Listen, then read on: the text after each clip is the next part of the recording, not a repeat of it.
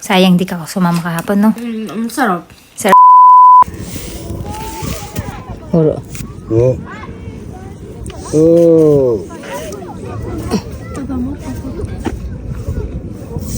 Oh.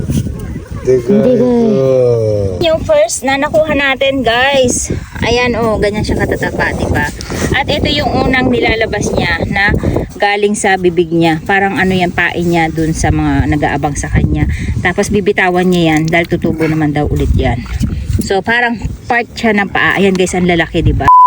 Ayan na, guys, yung ating mga nakuha kahapon. Ayan. Pagdating natin, guys, hinugasan lang natin sila and then binabad natin sila sa tubig na may asin. Kung makikita nyo, ayan, oh, naglalabas sila na parang ito, yung ano na yan. Parang mga sipon-sipon nila. Ilang yung nakuha natin kasi 2 oras at kalahati lang tayo dahil late na yung pag low tide. Kaya 2 oras at kalahati lang tayo nakakuha. So, ang gagawin natin, magbibigay tayo dun sa ating kapitbahay na may-ari ng farm ko, guys. Kapalit yun nung ano natin, yung libreng pagtatanim natin dun sa farm niya. Guys, ang kukuha lang natin, yung malalaki, ang pipiliin natin. Di kayo daki agirun eh. Oh.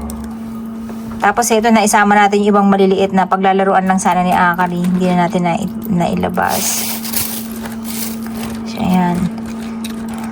Sa kanya natin ibibigay yung malalaki, guys. Tapos dito madami pa rin malalaki. Ayan, buhay pa yan, guys. Ayan, tingnan nyo. Oh.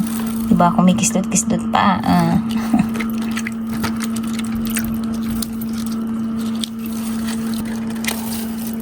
So, ayan, guys. Sa kanila natin binigay yung pinakamalalaki natin. Ayan. Ito yung ibibigay natin. So, mai-enjoy nila yan sa butter lang. At lulutuin na natin siya. Ito yung razor clam na kinuha natin kahapon. May nagtatanong sa atin ano daw ang lutong gagawin natin sa kanya. So, napakasimple lang, guys. And then, gagamit tayo ng ating mushroom na pampadami sa kanya kasi diet yung lola nyo tsaka si Ate Aska. So, gagamit tayo nito. Ito yung magiging kapalit ng karne para tayo ay mabusog. Napakasarap ng mushroom na to, guys. Lalo na kung kayo ay nagda-diet, pwede nyo siyang pamalit na karne. Kasi para kayong kumakain din ng steak. Lalo na kung ang gagamitin yung sauce ay manamis-namis na masarap na parang pang yakiniku sauce. Tapos igigisa lang natin siya sa butter and garlic. Ayan, meron tayo ditong butter. Simple lang, guys, ang gagawin natin. Lagay lang tayo ng mantika, butter, ng garlic, guys. Ang ginamit natin garlic dito ay yung paste na. Ayan. Chili flakes, salt and pepper, konting ajinomoto, konting asukal lang, guys. Ayan. Ayan ang konting toyo. Ito yung magpapaalat sa kanya ng konti. Pwede rin kayo gumamit ng Coke kung gusto nyo. Pwede kayong gumamit ng Sprite. Pero kung wala naman, pwede naman yung asukal lang pang katamis nyo. So, ayan, guys. Nagiging caramel na yung kanyang itsura. Lagyan na natin yung ating razor clam. Siyempre, hinugasan natin yan after natin pagkababad. Ayan. And then, lalagay na rin natin tong ating eringi. Kasi masarap sa tinapay, guys.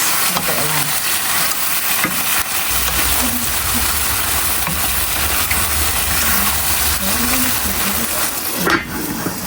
Tapos, meron tayo dito, guys, na lettuce galing sa kapitbahay. Diba? Ang sarap ng buhay namin dito sa probinsya. Binibigay lang ang gulay. Ganyan ka-fresh yung lettuce. Gusto ko na mag-try magtanim na ito eh. So, tingnan natin kung pa-project tayo. Makakapag-project tayo na makapagtanim tayo ng lettuce.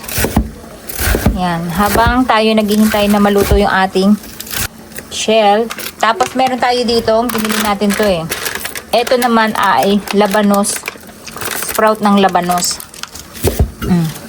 Ito lang yung sasama natin. So, ayan, guys. Importante talaga, guys, na may salad tayo. So, silipin na natin yung ating shell. Ayan. Tapos, haluin lang natin ulit maigi. Kailangan malakas yung apoy para naglalangis siya.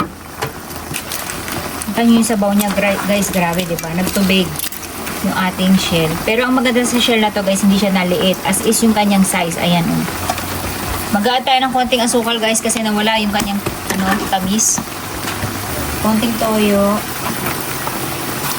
Hindi siya malansa, guys. Wala siyang kalansa-lansa. Kaya, it's up to you kung gusto nyo maglagay ng luya or hindi na. Guys, pinatay na natin yung apoy. Kasi bibili mo na si Papa ng tinapay. Nakalimutan na bumili ng tinapay.